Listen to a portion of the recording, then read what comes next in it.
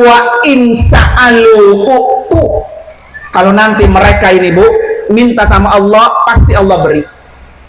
Apa nih saya yang kurang? Apa yang saya belum dikasih oleh Allah? Apa saya yang belum lengkap dalam hidup saya? Teteskan air mata, minta serius, berulang kali, biar Allah kabul. Nih ibu-ibu nih, ibu-ibu kenalkan Siti Hajar, istri Nabi Ibrahim, anaknya Nabi Ismail.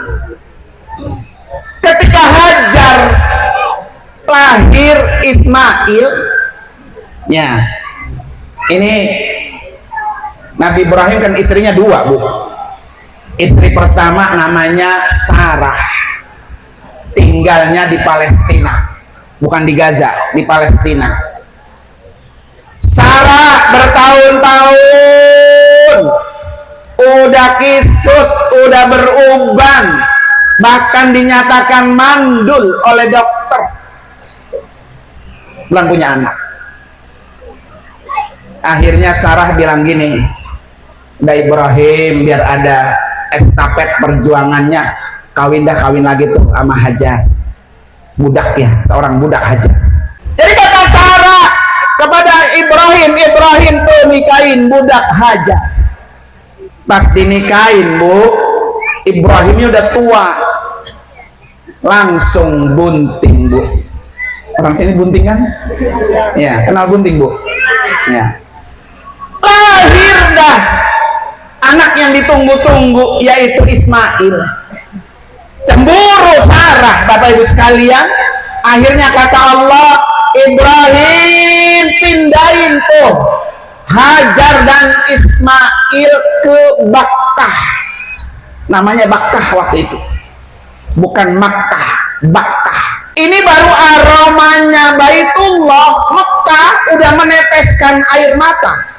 Apalagi besok di depan matanya Ka'bah. Ya Allah, ini Ka'bah dari Tambun Boin jauh saya sama Ka'bah.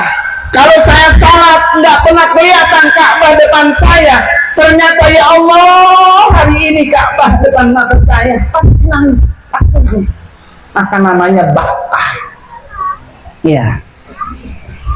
Setelah Hajar ditaruh Bu di Bakkah, nggak ada kampung, nggak ada kehidupan, kiri kanan gunung batu, nggak ada mata air, nggak ada pertumbuhan, nggak ada.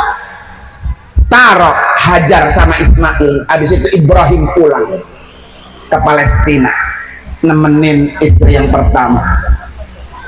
Ya, Palestina dengan Mekah itu jauh. Ditinggal sama Ibrahim, kata Sarah, Ibrahim, kenapa engkau taruh kami di sini, di perkampungan yang kagak ada orang, nggak ada mata air? Siapa yang memerintahkan ini Ibrahim? Kata Ibrahim, Allah yang menyuruh kita ditaruh di sini. Apa kata Hajar? Kalau Allah yang nyuruh, pasti Allah yang akan melindungi, menjaga, memelihara. Jadi yakin nih yang berangkat umroh, Allah yang ngundang, Allah yang nyuruh, semua sudah dilengkap, sudah dijamin oleh Allah. Maka jangan pernah khawatir. Nih Bu-ibu, saya pesan besoknya berangkat ya. Apa? Ketika Ibrahim udah nggak kelihatan di mata Bu ya, Ismail yang masih kecil aus, pengen minum. Persediaan yang dibawa udah nggak ada. Naluri seorang ibu melihat anak nangis, udah buru-buru nyari. Nah ketika melihat Ismail Bu haus, apa yang dilakukan oleh seorang istri? Naik itu Hajar ke atas bukit Sofa, dia berdoa. Maka besok sunnah tuh di atas bukit Sofa berdoa. Apa yang dia minta?